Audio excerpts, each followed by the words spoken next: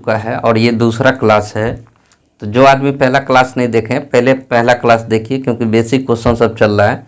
Basic बात जैसे ही जानकारी नहीं रहेगा तो फिर आगे क्वेश्चन आप नहीं बना सकते हैं। इसीलिए आप लोग पहले पहला क्लास देखिएगा, इसके बाद दूसरा क्लास। ठीक है, आज दूसरा क्लास है। ठीक है, प्ले लिस्ट में चल जाना है और वहाँ पे देख लेना है।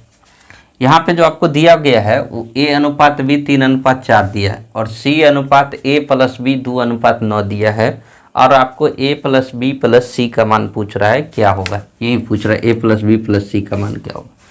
तो यहाँ पे A और B जब दोनों को जोड़ते हैं तो कितना आता है 4 3 7, लेकिन यहाँ A और B दोनों को जोड़ के 9 दिया हुआ है। A और B दोनों भी कंडीशन में बराबर होना चाहिए। अगर यहाँ 9 है तो यहाँ भी 9 होना चाहिए। तो आप क्या कर दीजिए कि इसमें गुना कर दीजिए 9 से और इसमें गुना कर दीजिए 7 से। तो अगर 7 से गुना कीजिएगा तो दोनों में गुना हो जाएगा। तो ये हो जाएगा 9 7 63 और ये हो जाएगा 7 दूनी 14, यानी C का वैल्यू हो जाएगा 14 और A+B बन जाएगा 63। अब यहाँ पे भी देखिए 9 चौक 36 और 9 तिया 27, मतलब दोनों मिलके हो जाएगा 63 यहाँ भी। तो ये हो जाएगा A का वैल्यू हो जाएगा 9 तिया 27 और जो B का वैल्यू होगा 9 चौक 36। अगर ABC पूछ रहा है, A/B/C पूछ रहा है तो A का वैल्यू कितना हो जाएगा 27, तो यहाँ 27 लिख दीजिए। B का वैल्यू कितना हो जाएगा 36, तो 36 लिख दीजिए। और C का वैल्यू कितना हो जाएगा, C का वैल्यू यहाँ 14 है तो 14 लिख दीजिए। कटने वाला है, नहीं कटने वाला है तो यही क्या हो जाएगा आंसर हो जाएगा। ठीक है, सबको जोड़ के यानी A और B को जोड़िएगा तो 63 होगा। देखिए 7 6 13 के 3 और 3 2 5, ठीक है, 1 6 63 हो गया। ठीक है, तो A+B यहाँ भी 63 हो गया और यहाँ भी 63 हो गया, यानी A+B दोनों में जो कॉमन रहेगा ना उसको बराबर कर लेना है।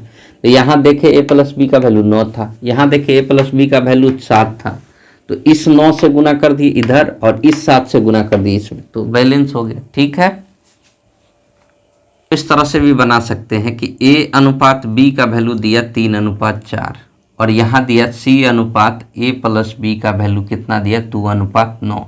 कहिएगा सर दोनों बात तो बराबर है। तो यहाँ A+B जोड़ेंगे तो होगा 7, यहाँ A+B 9 है तो इस 9 से गुना यहाँ करेंगे। ठीक है, और इस 7 से गुना यहाँ करेंगे। ठीक है, दोनों में गुना हो जाएगा तो 7 दूना 14 होगा, 9 7 63 हो जाएगा। यहाँ ध्यान देते हैं तो ये कितना हो जाएगा 9 तिया 27 और 9 चौक 36 और 9 7 63, दोनों को जोड़ के। अब ABC सब अलग अलग है तो आप लिख सकते हैं A का वैल्यू कितना 27, B का वैल्यू कितना 36 और C का वैल्यू यहाँ से ले लीजिए अलग है 14 और यही आंसर हो जाएगा। कटने उठने वाला नहीं था तो यही आंसर हो जाएगा। सेम चीज़ है, वही बात है।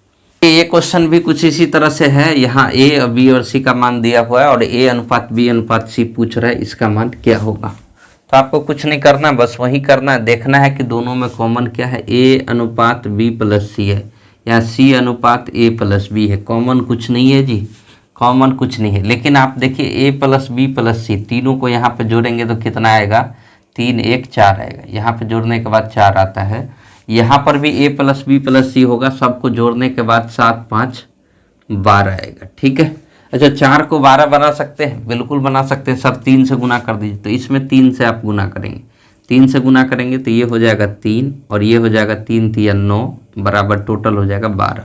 और यहाँ 3 से गुना इसीलिए नहीं करना या 12 से गुना इसलिए नहीं करना क्योंकि यहाँ टोटल A+B+C 12 आ गया और यहाँ भी A+B+C 12 आ गया। ठीक है, तो आपको क्या करना है ABC लिखना है, तो A लिख लीजिए, B लिख लीजिए और C लिख लीजिए। A का वैल्यू देखिए यहाँ अलग से है कितना 3, तो A का वैल्यू 3 हो जाएगा। अच्छा B का वैल्यू तो आपको पता नहीं है, लेकिन C का वैल्यू अलग है, तो C का वैल्यू कितना है 5, तो यहाँ C का वैल्यू 5 रख दीजिए। और तीनों मिल के 12 होना चाहिए, तो 5 और 3 8 हो गया, तो अब बचा कितना B का वैल्यू 4, तो 3 4 5 आपका क्या हो जाएगा आंसर हो जाएगा। ठीक है, अगला क्वेश्चन है और इसमें पूछ रहा है A/B/C बराबर व्हाट क्या होगा, वही बैलेंस करने वाला क्वेश्चन है। तो देखेंगे हम लोग क्या कॉमन आ रहा है। यहाँ A+B+C और यहाँ A+C है। ठीक है, और A+B+C यहाँ पे है 9, यहाँ पे सबको जोड़ेंगे तो A+B+C कितना होगा 7 4 11, यहाँ पे जोड़ने के बाद 11 और यहाँ पे आता है 9, तो इसका मतलब इसमें 11 से गुना करेंगे और इसमें 9 से गुना करेंगे, ठीक है, क्योंकि ए प्लस बी प्लस सी सबको जोड़ते हैं तो यहाँ आ रहा है 7, ठीक है, ए प्लस बी प्लस 7 और 4 11 आ रहा है, ठीक है, और यहाँ जोड़ते हैं ए प्लस बी प्लस सी, यहाँ अलग है और ये कितना है 9, उधर 11 इधर 9, थोड़ा अल्टर है तो आप क्या करेंगे 11 से गुना इसमें करेंगे और इस 9 से गुना उसमें करेंगे, तब बैलेंस हो जाएगा। 11 से गुना करेंगे तो ये हो जाएगा 11 दूनी 22 और ये हुआ 11 नंबर 99, यानी ए प्लस बी प्लस सी का वैल्यू होगा 99, जहाँ ए का वैल्यू कितना होगा 22। अब यहाँ पे देखते हैं तो यहाँ पे क्या होगा, यहाँ पे 9 चौक 36 और 9 सत्ते 63, ठीक है। अब बी का वैल्यू हो जाएगा 36 और ए प्लस सी का वैल्यू हो जाएगा 63। अब ए बी सी आपको चाहिए तो ए अनुपात बी अनुपात सी चाहिए, तो ए का वैल्यू देखिए फुटकल है कितना 22, तो 22 लिख दीजिए, और यहाँ बी का वैल्यू अलग से है 36 तो 36 लिख दीजिए। अच्छा, तीनों मिल के ए प्लस बी प्लस सी तीनों मिल के है कितना 99, या फिर कहीं से ले लीजिए ए प्लस सी मिल के है कितना 63, तो ए प्लस सी है तो 63 में से अगर 22 घटा दीजिएगा, ए हटा दीजिएगा क्योंकि ए प्लस सी 63 है वहाँ पर, उसमें से आप कितना घटा दीजिएगा, ए प्लस सी 63 है तो उसमें से आप घटा दीजिए ए मतलब 22 घटा दीजिए, 63 में 22 घटाइए कितना आएगा 2 1 3 और 4 2 6, ठीक है 41। या फिर ए प्लस बी प्लस सी सब मिल के होना चाहिए 99, तो देखिए 22 और 36 जोड़ दीजिए और 99 में से घटा दीजिए तब भी आपको सी आ जाएगा। इस तरह से ये हो जाएगा आंसर। देखिए इसमें पूछ रहा है बी अनुपात ए प्लस सी बराबर व्हाट, क्या होगा, ठीक है। नेक्स्ट क्वेश्चन है, अगला क्वेश्चन है। अब इसमें भी हम लोग कॉमन खोजेंगे तो यहाँ ए है बी सी है, ए बी सी जोड़ेंगे तो ए बी सी हो जाएगा, इधर भी हो जाएगा क्या जी, बिल्कुल हो जाएगा। ए बी सी जोड़ के इधर आता कितना है 4 आ रहा है, इधर ए बी सी जोड़ के आता कितना है 7 5 12 आ रहा है, तो इसका मतलब इसमें 3 से गुना कर देंगे तो बैलेंस हो जाएगा। 3 से गुना कर दिए तो ये हो जाएगा कितना 3 और ये हो जाएगा 3 3 9, ठीक है। अब ए बी सी लिखना है आपको, ए बी सी लिखना है तो ए का वैल्यू कितना हो जाएगा 3 हो जाएगा ये वाला, ठीक है, और बी का वैल्यू अभी पता नहीं चलेगा, सी का वैल्यू यहाँ 5 दिख रहा है, सी का वैल्यू 5, सब मिल के 12 तो 5 3 8 4 हो जाएगा बी का वैल्यू।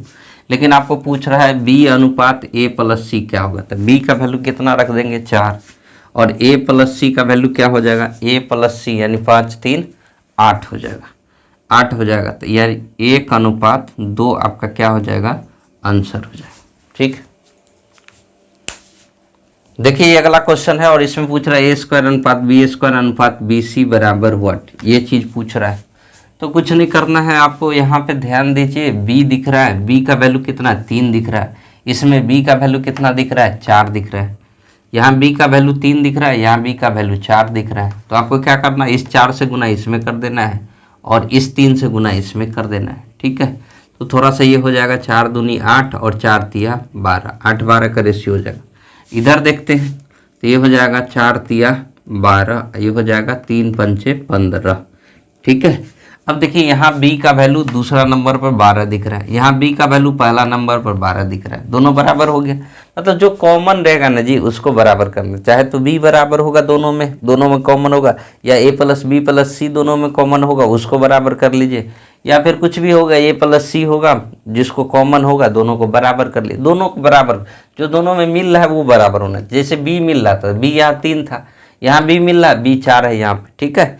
तो इस 4 से गुना इसमें कर दिए और इस 3 से गुना इसमें कर दिए। अब गुना करेंगे तो दोनों टर्म में करेंगे, ऐसा नहीं कि एगो में कर दीजिएगा। गुना जब होता है, जब अनुपात में गुना होगा तो इसमें भी होगा इसमें भी होगा, तब अनुपात का मान नहीं बदलेगा। पहला दिन ही पढ़े थे कि अनुपात में गुना या भाग करने पर अनुपात का मान नहीं बदलता, लेकिन जोड़ या घटाव नहीं करेंगे। अनुपात में डायरेक्ट जोड़ या घटाव नहीं कर सकते, लेकिन गुना या भाग कर सकते हैं। तो चलिए यहाँ पे देख लेते हैं क्या हुआ है। यहाँ पे ए बी सी का वैल्यू पहले फाइंड लिख लेते हैं, ठीक है। ए का वैल्यू कितना आएगा 8, स्वतंत्र रूप से 8 घूम रहा है 8, ठीक है।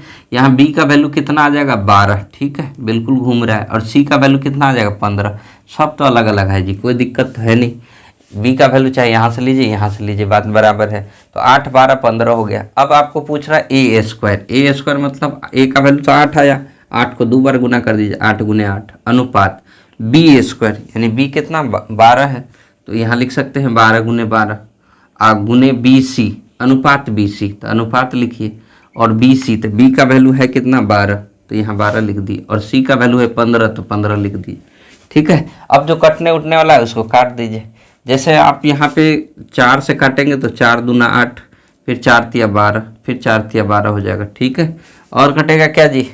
बिल्कुल नहीं कटेगा। तो ये हो जाएगा 8 दूना 16 अनुपात 12 तिया 36 अनुपात 15 तिया 45। यही आपका क्या हो जाएगा? आंसर हो जाएगा।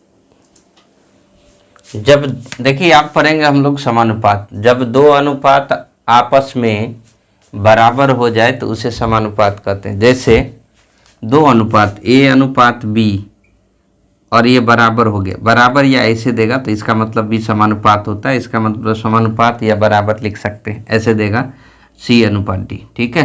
तो ये दो अनुपात था, पहला अनुपात, ये दूसरा अनुपात। जब दो अनुपात आपस में बराबर हो जाए तो उसे समानुपात कहेंगे। बीच में जो ये सिंबल रहता है इसी को कहते हैं समानुपात, इसी को क्या बोलते हैं? समानुपात, ठीक है।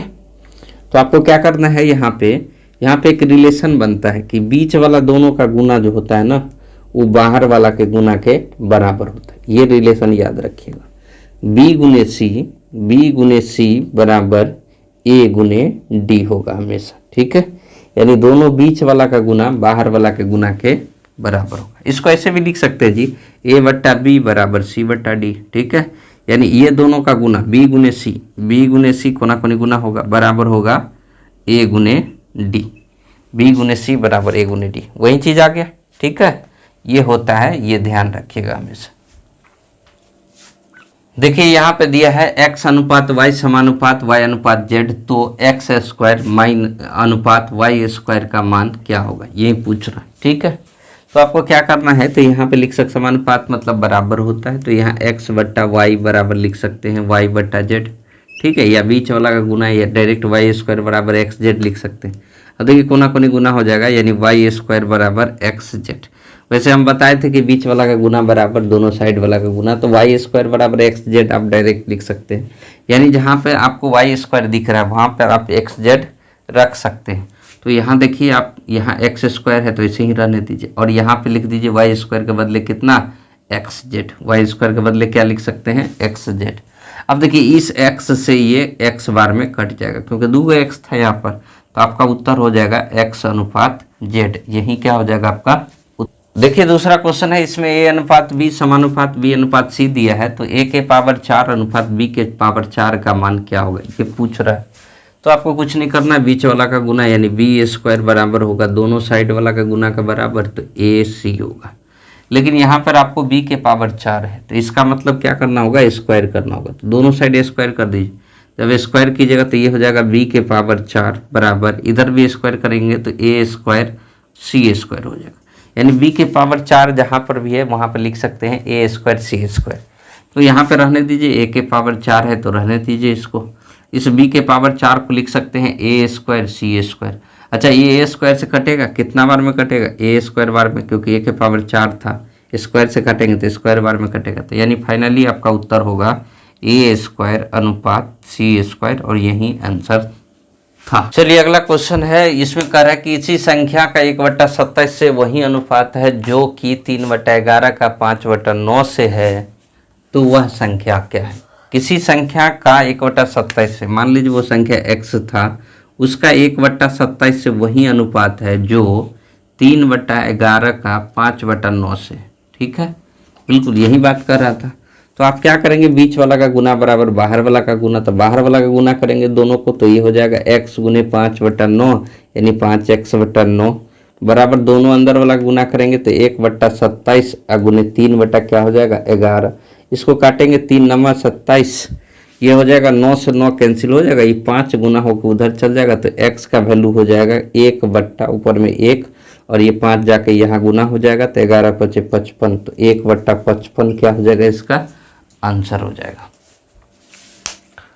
देखिए अब हम लोग पढ़ेंगे मध्य समानुपाती मीन प्रोपोर्शन। मध्य समानुपाती मतलब मध्य में होना चाहिए, बीच में होना चाहिए, उसी को बोलते हैं, नाम से ही स्पष्ट है। मध्य समानुपाती या मीन प्रोपोर्शन जब भी बोले ना तो वो बीच का चीज़ मांग रहा है। जैसे दो आदमी है, A है और B है, उसके बीच का चीज़ x मान लिए, x का वैल्यू पूछ रहा है, तो आप क्या करेंगे? a/x क्या लिखेंगे? a/x बराबर लिखेंगे x/b। अब ये कोना कोनी गुना हो जाएगा, तो एक्स स्क्वायर बराबर ab हो जाएगा, और x का वैल्यू हो जाएगा √ab, और यही आपको याद रखना है कि मध्य समानुपाती का जो फॉर्मूला होता है, मीन प्रोपोर्शन का जो फॉर्मूला होता है वो होता है रूट अंडर ए बी। इसी बात को ध्यान रखना है, ठीक है। अब देखिए मध्य समानुपाती का हम कुछ क्वेश्चन लिए हैं, 1 2 3 4 5 को क्वेश्चन है। कह रहा है 6 और 24 का मध्य समानुपाती क्या होगा। तो आप जानते हैं रूट अंडर ए बी, तो क्या करेंगे, रूट अंडर ए का वैल्यू 6 और बी का वैल्यू रख देंगे 24। तो 24 छक्के 144, तो आंसर क्या हो जाएगा, 12 आपका आंसर हो जाएगा।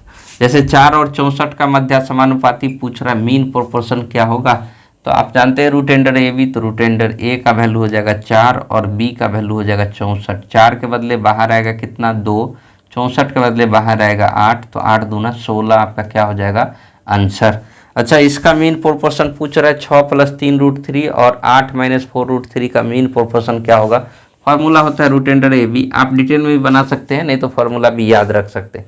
फार्मूला अगर भुला गए तो 2 सेकंड लगेगा। क्या करना है, ए और बी मान लेना है मध्य समानुपाती, तो बीच में x यानी a/x बराबर x/b और x² बराबर हो जाएगा ए बी, यानी x का जो मान हो जाएगा रूट अंडर ए बी। मध्य समानुपाती का फार्मूला बन के तैयार हो गया। तो अगर भुला जाते हैं तो आप ऐसे बना दीजिए। फिलहाल हम लोग फार्मूला जो लिख लिए उसी पर बना रहे, तो रूट अंडर ए बी हो जाएगा। इसका मतलब ये ए है ये बी है, तो इस पर रूट लगा देना है, तो रूट लगा दीजिए, ठीक है। यही तो होगा मीन प्रोपोर्शन। अब इसको गुना करना है, तो 6 × 8 = 48, तो यहाँ हो जाएगा रूट अंडर 48 प्लस, अब 6 को गुना करना है इससे, तो 6 × 4 = 24 √3 माइनस हो जाएगा, क्योंकि यहाँ माइनस है तो माइनस हो जाएगा 24 √3। अब इसका गुना हो गया, 6 का गुना हो गया इस दोनों से। अब 3 √3 का गुना करना है इस दोनों से, तो 3 √3 का 8 से गुना करेंगे तो 8 × 3 = 24 √3 प्लस में आएगा 24 √3, और यहाँ हो जाएगा प्लस है और यहाँ माइनस है, तो माइनस हो जाएगा कितना, 4 × 3 = 12 और √3 को गुना कीजिएगा तो 3 होगा, तो 4 × 3 = 12 × 36, यानी यहाँ हो जाएगा 36। तो आप यहाँ पे लिख सकते हैं ये 24 √3 प्लस में 1 माइनस में कैंसिल हो जाएगा, 48 में से 36 जाएगा तो 6 2 8 12 बचेगा, रूट अंडर 12 को लिख सकते हैं 4 × 3 = 12 यानी 2 √3, तो आंसर हो जाएगा आपका कितना, 2 √3 आंसर हो गया, ठीक है। आगे बढ़ते हैं, अगला है इसका कार्य मध्य समानुपाती, तो आप ऐसे ही कीजिए, इस पे रूट लगा दीजिए क्योंकि रूट अंडर ए बी होता है मध्य समानुपाती। अब 12 × 3 कितना हो जाएगा, 36, तो ये हो जाएगा रूट अंडर 36 हो गया। इसके बाद 3 का गुना करना है इससे, तो माइनस प्लस माइनस माइनस 3 √32, ठीक है। और इसके बाद क्या करना है, 2 का गुना करना है 12 से, तो 12 √2 हो जाएगा, प्लस में प्लस 12 √2 हो जाएगा, ठीक है। और इसके बाद √2 को गुना करना है 32 से, तो -2 √64 हो जाएगा, 32 दूना 64, 64 के बदले 8 आ जाएगा, यानी आ जाएगा माइनस में 8, ठीक है। अब देखिए आपको क्या करना है, 3 √32 है, तो 3 √32 को लिख सकते हैं 16 दूनी 32, 16 के बदले 4 आएगा बाहर, तो 4 × 3 = 12 √2 ये भी हो गया, 12 √2 ये भी है, तो एगो माइनस में एगो प्लस में, तो ये कैंसिल हो जाएगा, ठीक है। क्योंकि 16 दूना 32, 16 के बदले 4 आएगा, तो 4 × 3 = 12 √2 ये हो जाएगा माइनस में, 12 √2 ये प्लस में, कैंसिल हो जाएगा। 36 में से 6 गया तो बचेगा 30, 2 और चल जाएगा तो 28, तो √28 है ये आ जाएगा, तो 7 × 4 = 28, तो कितना होगा 2 √7, इसका उत्तर हो जाएगा 2 √7। 7 × 4 = 28, 4 के बदले 2 आ जाएगा बाहर, 7 रह जाएगा अंदर है। अच्छा, 16 और 9 का मध्य समानुपाती पूछ रहा है, तो आपको कुछ नहीं करना, इस पर रूट लगा देना। 16 के बदले कितना आ जाएगा जी 4, और 9 के बदले 3 आएगा, तो आपका उत्तर कितना हो जाएगा 12, ठीक है। मध्य समानुपाती शायद सबको समझ में आ गया, ठीक है। आगे बढ़ते हैं, दूसरा देखते हैं, हो जाएगा कितना, √24 है ना, तो 2 √7 हो जाएगा, ठीक है। अब जो हम लोग पढ़ेंगे वो पढ़ेंगे तृतीय अनुपाती, मतलब थर्ड प्रोपोर्शन। नाम से ही स्पष्ट है कि तीसरा स्थान पर कुछ है जिसका फाइंड करना है वैल्यू, ठीक है। तो ए लिए, बी लिए और तीसरा स्थान पर हम लोग ले लिए एक्स। मध्य समानुपाती मतलब मध्य में लिए थे, ये तृतीय अनुपाती है मतलब तीसरा स्थान पर लिए। अब क्या हो जाएगा, आप वही काम करना है, ए बट्टा क्या करना है बी बराबर हो जाएगा b/x। अब ये कोना कोनी गुना होगा तो ax बराबर होगा b², यानी x का वैल्यू होगा p² a, यानी फार्मूला आप याद रखिएगा, कभी भी तृतीय अनुपाती पूछेगा तो उसका फार्मूला होगा बी स्क्वायर बाई ए। इसका फार्मूला हो जाएगा बी स्क्वायर बाई ए, इसको ध्यान रखना है, ठीक है।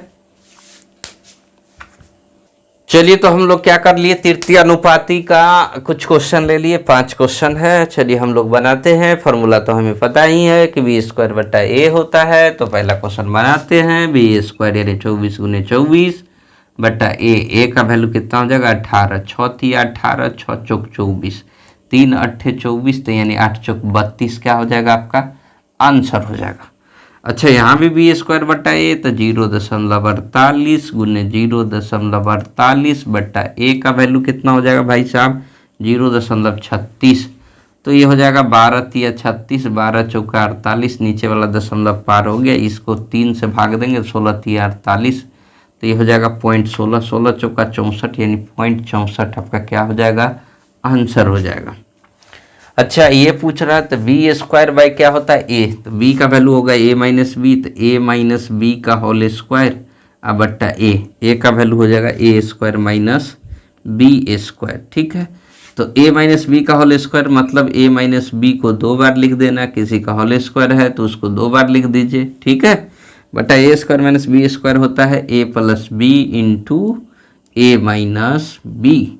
अच्छा माइनस वाला एगो कट जाएगा तो आपका आंसर हो जाएगा ए माइनस बी बटा ए प्लस बी, यही क्या हो जाएगा आपका आंसर हो जाएगा। तृतीय अनुपाती क्या होगा, तो ये आप हो जाएगा, ये है बी, तो बी स्क्वायर तो X square plus Y square, इसमें रूट लगा हुआ है, इसका स्क्वायर करेंगे बी स्क्वायर बट्टा ए, तो ए का जो वैल्यू हो जाएगा एक्स बट्टा वाई प्लस वाई बट्टा एक्स, एक्स बट्टा वाई प्लस वाई बट्टा एक्स। तो यहाँ एलसीएम लेना पड़ेगा, तो ऊपर में बचेगा रूट से, ये स्क्वायर से रूट कैंसिल हो जाएगा, तो ऊपर में होगा X square plus Y square, और नीचे में लेंगे एलसीएम तो कितना होगा वाई एक्स, और ये वाई से भाग देंगे तो बचेगा X square plus Y square, ये कैंसिल हो जाएगा, ये ऊपर चल जाएगा, तो वाई एक्स या एक्स वाई क्या हो जाएगा इसका आंसर हो जाएगा।